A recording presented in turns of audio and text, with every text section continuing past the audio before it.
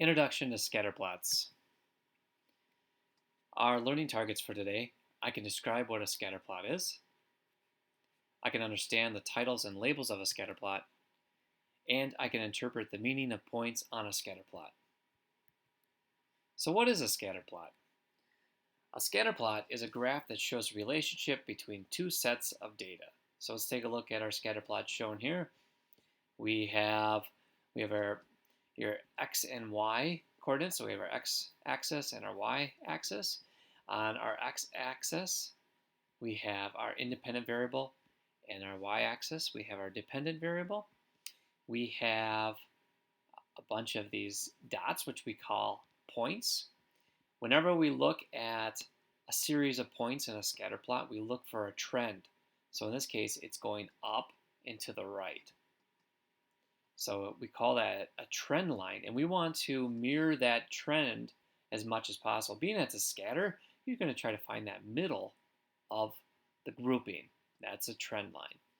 Any points that are off, way outside our trend, we call an outlier. So scatter points, or scatter plots, are graphed in the coordinate plane, show numerical data, have a title, and have labels and scales on both axes. So let's take a look at this one. On our y-axis, we have sales, so the amount of money they make. Our title overall is daily ice cream sales at Dairy Queen. And on the bottom here, we have high temperature, which we have it in degrees Fahrenheit. And you can see that it has numbers, numerical data for both our x-axis and our y-axis. So each point on a scatter plot represents a different source and tells you two pieces of information about that source. So the title on the graph and the labels on each axis will help you understand what each point means. So we know overall that the title is the daily ice cream sales at Dairy Queen. And then when we're looking at, we have for our y-axis, we have sales in dollars, and our high temperature in degrees Fahrenheit is our y-axis with our labels. So let's practice reading and interpreting scatter plots. So if we're using the same scatter plot, it says read the title of the graph and the labels of each axis. So our title is daily ice cream sales at Dairy Queen. Our y-axis is the number of sales, how much money they make, and the temperature, high temperature in degrees Fahrenheit for that day. So based on the title and the axes labels, what do you think each point represents on this graph? So we have all these series of points. We have a scatter of points. So if we pick one point, what do you think that would represent? To help you identify what each of these points mean, look at your x and y axes labels. That's going to help you a lot. So each represents a different day. So for instance, let's look at one that lands on a line. So on this third day here, 1, 2, 3, it was 95 degrees, and they made $61, $62, somewhere around there. It's a buck, and that's where that would mean. So what two pieces of information do you know about each day? We know the amount of ice cream sales and the high temperature for each day. Let's look at this one. Read the title and axes labels. So we have age and pets owned. So on our y-axis, we have the number of pets owned. In our x-axis, we have the person's age in years. So based on the title and the axis labels, what do you think each point represents on the graph? So each point here, if we look at our first one, represents a different person. So think of this as a survey.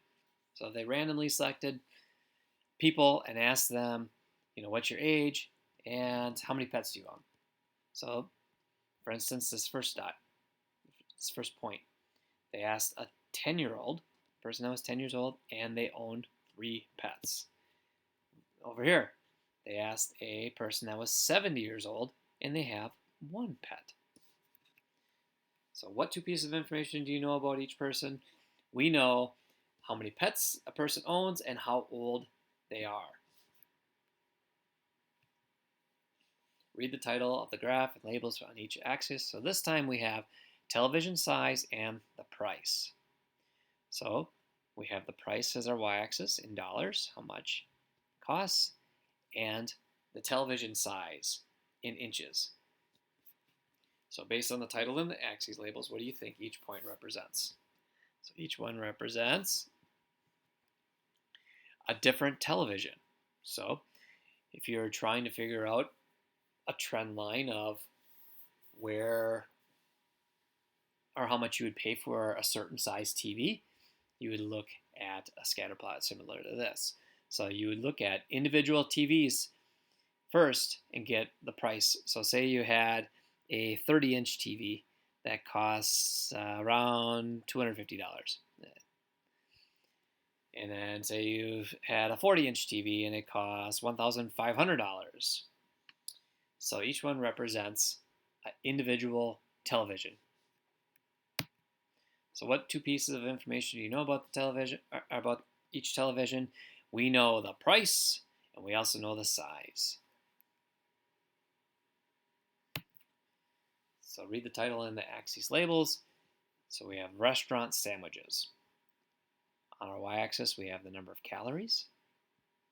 And on our x-axis, we have the number of fat in grams. How much fat is in that sandwich in grams.